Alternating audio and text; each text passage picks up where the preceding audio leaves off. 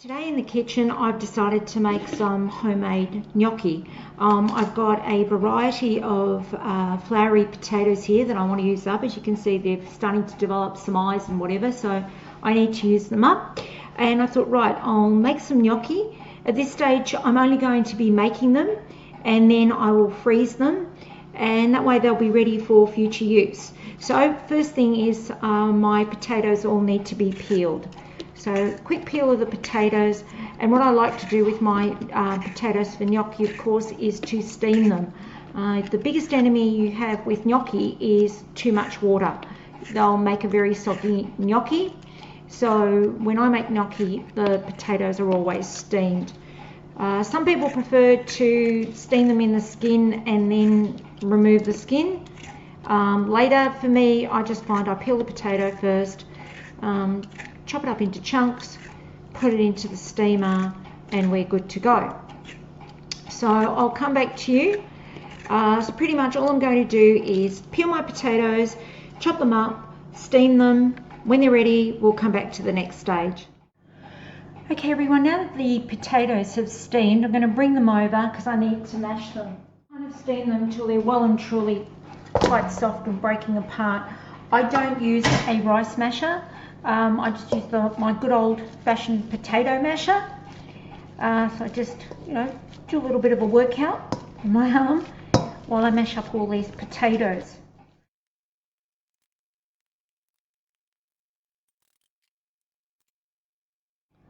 Okay, now that I've mashed my potatoes and I'm pretty happy with that, it's time to add my other ingredients. So I start off with a beaten egg, which goes in and gets stirred through. Now the trick to doing these is that you really need to be making them while the potato is still quite hot. Just makes it a lot easier to work with it too. Okay, into my potato I then add 1/3 cup of finely grated Parmesan cheese and some salt and pepper. Because up until now I haven't put any seasoning on those potatoes. So there's some salt and some pepper. If you notice, this time around I'm actually using a finer grade salt and white pepper. My potatoes are white. The last thing I want in my gnocchi is to see little black flecks if I use a ground pepper grinder. So give that a good mix. Now what I need to do is start adding my flour. It will start getting a lot thicker, so I eyeball this. Because what you basically want, you're creating a dough. So start working it through. Now I am using a metal spoon at this point, but I'm about to switch. So you're about to see me put on my disposable gloves, which I've talked about before previously. Disposable gloves, fantastic when you're making any kind of dough. Last thing I can stand is having the pastry under my nails. So I will start working this now with my hands, and I think it's better too because I can feel this. So by feeling it I can tell it's still too loose, so it needs the flour.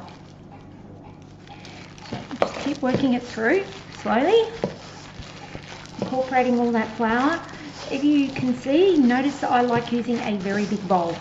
The idea is to keep my ingredients in my bowl and not on the floor, which unfortunately I'm notorious for.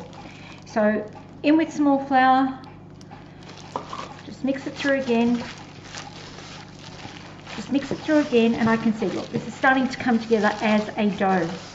Again, like I said, with the gnocchi, you kind of want to work it quickly. You want to get it together, do what you need to, because the last thing you want is for this to go tough.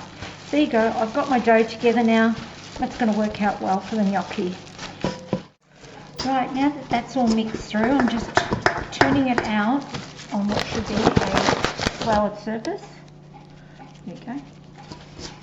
Like that. And the idea is just to finish bringing this together. Now, to make the gnocchi, I work in small batches. I just find it's much easier to work with the dough. So what I do is, okay, so I've got a small batch like that. Gloves on, actually I don't need gloves at this stage. Right, and I start to roll out my gnocchi shape, which is pretty much a sausage. Now, look, this all comes down to personal preference, size, shape, blah, blah, blah. But for me, I just like a decent sized gnocchi when they go in the pan. So anyway, so that's my sausage. It's probably, I don't know, a couple of centimetres thick, I'd say. Right, and then with a knife, again, scraped in the flour, I start to cut my gnocchi. About, I don't know, 1.5 centimetres each. So that's my basic gnocchi shape. Now,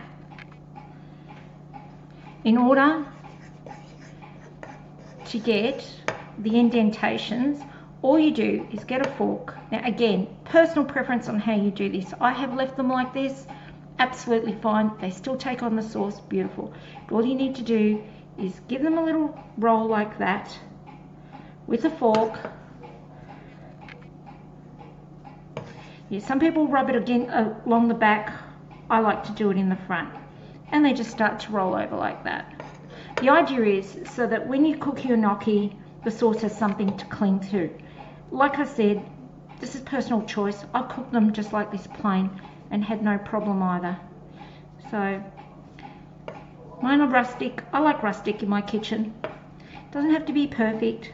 It's what works for my family. Then what I do is I have a tray which I lightly flour and then place my gnocchis on the tray. Right, these are my potato gnocchi ready to go. I've actually made a couple of trays worth. They'll just go straight into the freezer as they are until they freeze up. Once they freeze up, I just pop them off the tray, put them into a snap lock bag, and then they're ready to be used for a meal whenever I need them. Nice and easy, homemade gnocchi. Bye everyone.